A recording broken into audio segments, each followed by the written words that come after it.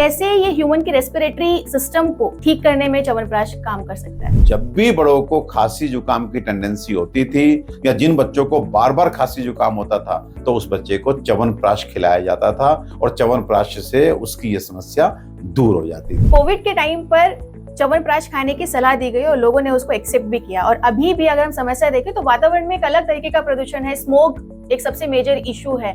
तो कैसे ये ह्यूमन की रेस्पिरेटरी सिस्टम को ठीक करने में च्यवनप्राश काम कर सकता है? देखिए, आपने बात की कि कोविड के समय पे च्यवनप्राश को सबने रिकमेंड किया। उसके दो रीजन थे। हाँ, पहला ये कि हम अपनी इम्यूनिटी को बढ़ाएं। मैं रिपीट कर रहा हूं कि इम्यूनिटी को बढ़ाने के लिए विटामिन सी और विटामिन सी का बेस्ट सोर्स आंवला, जो कि मेन इंग्रेडिएंट है च्यवनप्राश का, उसको कंज्यूम किया जाना चाहिए सो दैट आप अपने को प्रिवेंट कर सकें। नंबर 2 पे आता है कि कोविड ने हमारे किस सिस्टम को सबसे अधिक प्रभावित किया, तो रेस्पिरेटरी सिस्टम को, हमारे लंग्स को। अब मैं यहाँ पर चरक संहिता का एक श्लोक जो च्यवनप्राश के गुणों को बतलाता है वो बोलना चाहूंगा, जिससे आपका विश्वास जमेगा कि कास श्वास हरश्च एव विशेषण उपदिश्यते। यानी कि जब आचार्य चरक च्यवनप्राश के गुण बता रहे थे कि कहाँ कहाँ काम आता है, तो पहली लाइन जो उन्होंने लिखी, उन्होंने लिखा कास श्वास हरश्च एव, यानी कि कास को, खांसी को ठीक करने के लिए, श्वास रोग यानी कि एस्थमा जैसी बीमारियों को ठीक करने के लिए मैं विशेष रूप से च्यवनप्राश को उपदेशित कर रहा हूँ। तो सर, जिस तरह से च्यवनप्राश या हम कहें कि आयुर्वेद का इतिहास इतना पुराना है, लेकिन आज का जमाना साइंटिफिक है और हम चाहते हैं कि क्या हर चीज का एक पुख्ता सबूत है? क्या च्यवनप्राश पर कोई भी ऐसा रिसर्च हुआ है?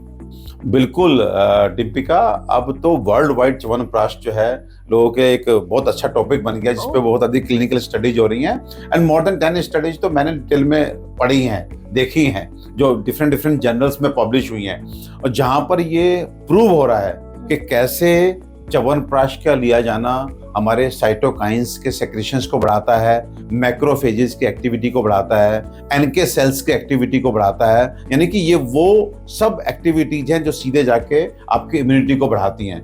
कैसे इम्यूनोग्लोबिन्स बढ़ते हैं। और एक बहुत ही रोचक स्टडी मैं आपसे शेयर करना चाहूंगा कि जो journal of Ayurveda integrative medicine में पब्लिश भी हुआ, कि जब च्यवनप्राश को एंटी ट्यूबरकुलर मेडिसिन जैसे आइसोनिएजिड और पायरेजिनेमाइड के साथ दिया गया तो उसकी बायो अवेलेबिलिटी बढ़ गई, मतलब मोटे मोटे तौर पे उसकी एफिकेसी बढ़ गई।